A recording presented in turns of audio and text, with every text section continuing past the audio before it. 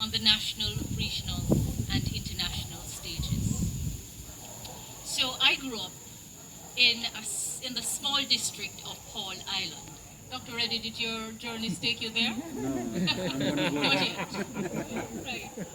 That is in Westmoreland, and it's nestled in the middle of the sugarcane fields. My father told us, his children, that if ever we were asked about our sweetness, we should tell those asking that it was all about the sugar. Um, Paul Island is one of the districts in Westmoreland which still reflects a measure of Indian cultural continuity today. And Malahoo is said to be among the well-known Indian family surnames that continue to survive there. Before I got married, I made it clear to the prospective husband that Malahoo name would not be changed. And, I've since added the fourth, but just to say that it is without the hyphen to maintain its distinctiveness.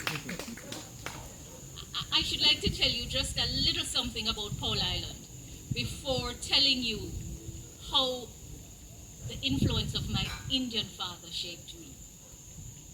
During my childhood years in Paul Island, a big part of the Indian cultural heritage there was the annual festival of Hussein. It's one of those communities where it was big and large. And it lasted for 10 days.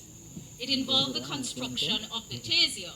That was a replica of the temple, and I hear probably a tomb made of bamboo, colorful cloth, and crepe paper. Really colorful. There were 9 days of singing and pulsating beat of the drum and other instruments and dancing. And on the 10th day, there was a procession. And this is when the Tazia was carried by a throng of people to the sea. So it involved a journey from Paul Island to the capital town of Savlamar. And that town has a 1 mile long Great George Street, which goes to the sea, to the fort. And I learned later on that there were reports of disturbance and disorderly conduct that were made to the protector of immigrants in 1911. And the rules of the immigration department were amended, and there was a ban placed on the Main Street processions. However, the Indians of Westmoreland, with those in Paul Island taking a big lead, they strongly protested and succeeded in making out a case which went all the way up to the colonial secretary.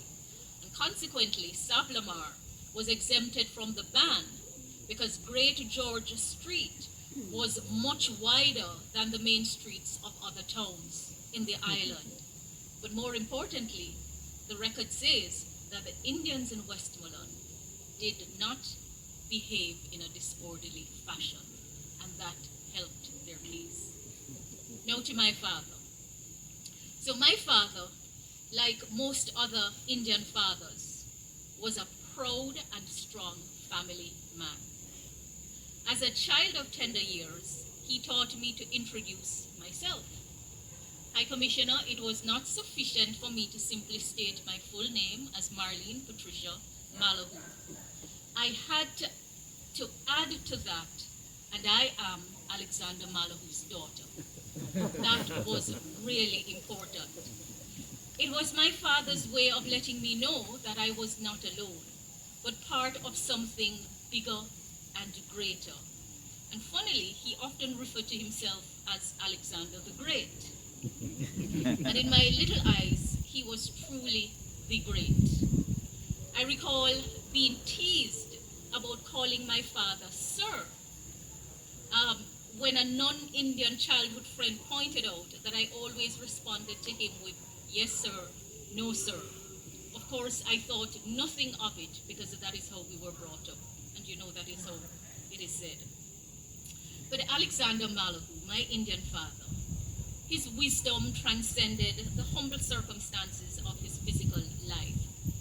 He was a man whose integrity could withstand questions, honest and law-abiding to the core, well grounded in a strong strong sense of right and wrong, confident in his intellect and innate abilities, even though he did not have the benefit of tertiary education